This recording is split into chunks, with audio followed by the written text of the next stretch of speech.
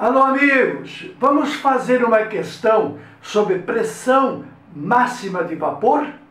É uma questão antiga da FURG, Fundação Universitária do Rio Grande, de 2010, 46.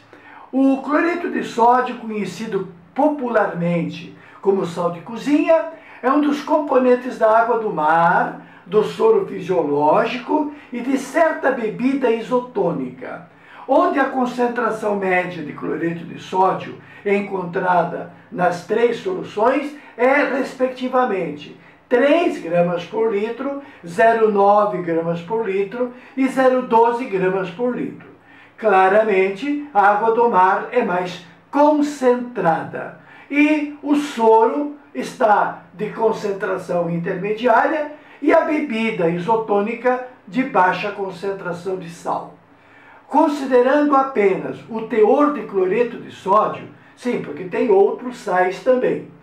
Considerando apenas o teor de cloreto de sódio, pode-se afirmar que as soluções que apresentam a maior pressão de vapor de água, porque todas as três soluções têm a água como o solvente, que é o único que evapora. O vapor será da água.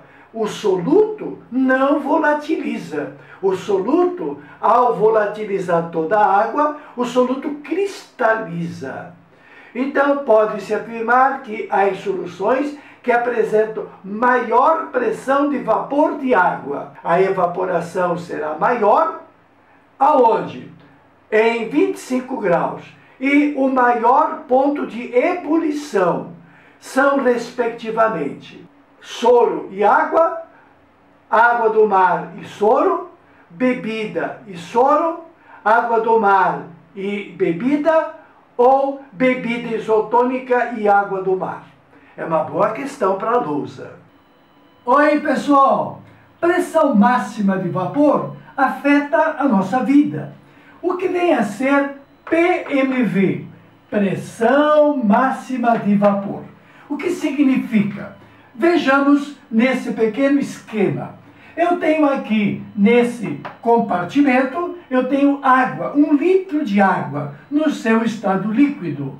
E tenho sobre a superfície da água, encostadinha, eu tenho um êmbolo. Esse êmbolo eu posso suspender.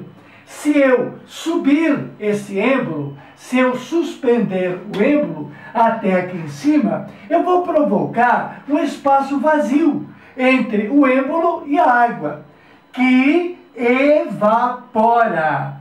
A 25 graus, nós vamos ter a evaporação da água. As moléculas de água que estão ligadas em ligações de hidrogênio, os seus hidrogênios positivos ligados intermolecularmente com o oxigênio negativo de uma outra molécula, para a direita, para cima, para baixo, para trás, para frente, estão todas interligadas. Havendo um espaço vazio, elas vão ocupar esse espaço vazio. E esse espaço vazio será ocupado no máximo. O máximo de moléculas de água na forma de vapor vão ocupar esse espaço, ficando então em equilíbrio. Para uma molequinha de água líquida vaporizar, uma molécula de água vapor tem que condensar. Nesta situação, o vapor é saturante, encheu de vapor. Esse vapor que está saturando, que é o máximo possível naquela temperatura, é que se chama de pressão máxima, porque influi de uma forma positiva num nanômetro, num aparelho que meça a pressão interna. A pressão interna vai acusar uma certa quantidade de milímetros de mercúrio, porque esse vapor exerce pressão.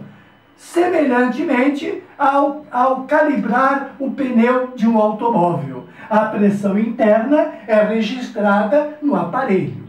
Muito bem. A 25 graus, qual é a pressão máxima de vapor? Uma quantidade que você poderá ver também na aula 202, quando eu falo de pressão máxima de vapor e a umidade relativa do ar. A umidade relativa do ar, que nos indica se vai chover ou não, vem a ser um quociente entre a umidade daquele momento sobre a pressão máxima registrada tabelada. Porque em cada temperatura há uma pressão máxima já tabelada. Claro, se você tiver uma temperatura maior, esta pressão máxima de vapor, que acusa a quantidade de vapor aqui dentro, esta quantidade de pressão vai sofrer um acréscimo. E se você aumentar a temperatura até 100 graus, a temperatura de 100 graus aqui no Rio de Janeiro, ao nível do mar, vai acusar uma pressão suficiente para atingir o ponto de ebulição. A água ebule, a temperatura de ebulição ou ponto de ebulição é justamente quando a pressão máxima de vapor atinge a pressão externa. Porque nós sabemos, na aula passada vimos, que sobre o líquido tem a pressão da atmosfera. Se a pressão de baixo para cima equivaler à pressão de cima para baixo, vai ebulir. Todas as moléculas que se tornaram gás querem subir, querem ocupar aquele espaço. E a conclusão é todas passarem para o estado gasoso rapidamente. Passar para o estado de vapor, para o estado gasoso lentamente, é vaporizar. Passar rapidamente é ebulir.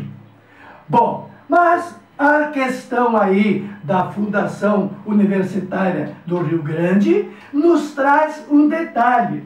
Nós queremos comparar a pressão máxima de vapor quando na água nós colocamos sal, uma quantidade de 0,12% numa bebida, numa quantidade de 0,9% no soro fisiológico, aquele para pôr nos olhos, para limpar a lente. Não estou falando do soro glicosado. O glicosado é aquele lá dos hospitais que vai na veia. O soro fisiológico tem cloreto de sódio 0,9. E a água do mar, que é aquela que tem uma quantidade de 3%. Bom, qual é o papel do sal na pressão máxima de vapor? Bem, vem cá. Vamos lembrar que a água, quando está numa situação pura, a água na sua forma pura, só tem moléculas de água. E elas se unem por forças intermoleculares chamadas ligações de hidrogênio.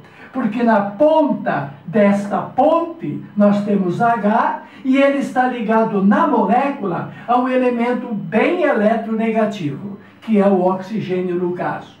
Bom, se eu colocar sal nessa situação, o sal da bebida, o sal do soro e o sal da água do mar, qual é o papel do sal? O sal se dissocia. Nós vamos ter então um cátion e um ânion isolado pela água. Porque a água, diante desse príncipe, ela se desgruda da sua coleguinha e vai grudar nele. Pelo cátion, são os lados negativos da polarização da água que vão se unir. Então, cada cátionzinho sódio vai ter ao seu redor, em 3 dimensões, um monte de água. E cada ânion cloreto vai atrair o lado polarizado positivo da água. Então, cada cloreto vai ter um monte de moléculas de água. Estas moléculas vão ficar ocupadas. Estas moléculas não vão vaporizar. Então, aquele vapor que eu tinha quando eu tinha água pura, a metade, vamos imaginar, a metade daquelas moléculas que poderiam vaporizar vão estar enroladas com o sal. Ora, menos moléculas, menos pressão. Então, a pressão máxima de vapor do solvente vai diminuir, vai passar por uma pressão menor. A pressão máxima de vapor diminui com a colocação de um soluto não volátil, porque esse soluto vai prender a água, não deixa ela vaporizar. Consequência, o nosso problema fala de pressão máxima de vapor e fala de temperatura de ebulição. Bem, vamos tratar da nossa queridíssima, importantíssima água. A água que estávamos falando aqui, 1 litro d'água, quando eu suspendi o êmbolo, eu provoquei uma pressão, e essa pressão do vapor chama-se pressão máxima, porque o vapor é saturante. Esta pressão máxima que está nessa posição, se eu aumentar a temperatura, a pressão vai aumentar, porque mais e mais vai haver vaporização, a tal ponto que chega no ponto de ebulição. Quando que chega no ponto de ebulição? Quando que atinge a temperatura de ebulir? Quando a pressão máxima de vapor, que seria de baixo para cima, equivale à pressão de cima para baixo. E qual é a pressão máxima de vapor necessária para atingir a pressão atmosférica? É de 760 milímetros de mercúrio. Então, a água, quando estamos numa temperatura de 25 graus, a pressão máxima de vapor é esta aqui.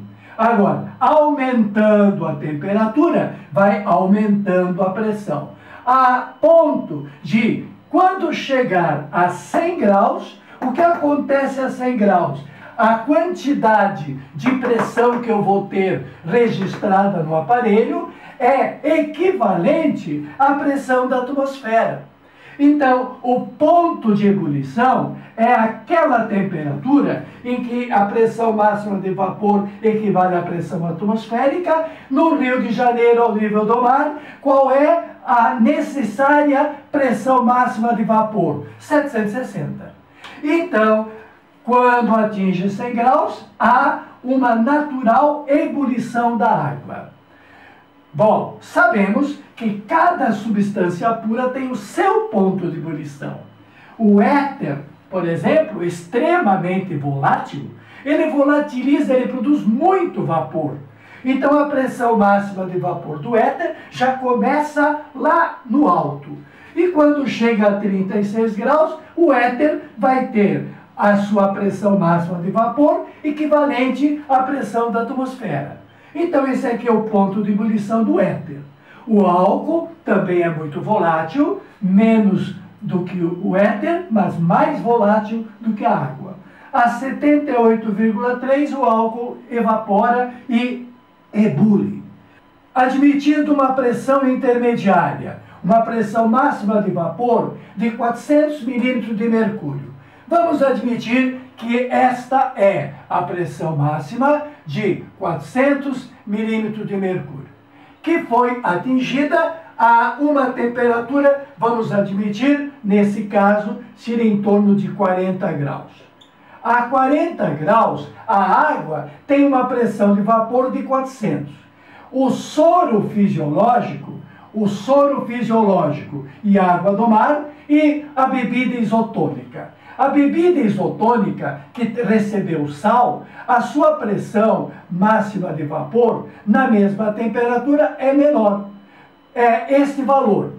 O soro fisiológico, que tem 0,9%, a pressão máxima de vapor é menor. E a água do mar a 40 graus, a pressão máxima de vapor é menor. Na medida em que eu ponho sal, a pressão máxima de vapor diminui. Diminui porque quanto mais sal eu ponho, menos água estará na forma de vapor, provocando pressão máxima. Por isso, isto então faz com que seja verdade. Acrescentando um soluto não volátil, a pressão máxima de vapor diminui. E, em termos de ebulição, a pressão máxima tem que subir até lá em cima. E quando é que atinge lá em cima? No caso da água, atinge a 100 graus. No caso da bebida isotônica, numa temperatura maior. No caso do soro fisiológico, uma temperatura intermediária dos 3, e da água do mar, bem alta temperatura de ebulição. Qual apresentará maior pressão e maior ponto de ebulição? Bebida isotônica e água do mar.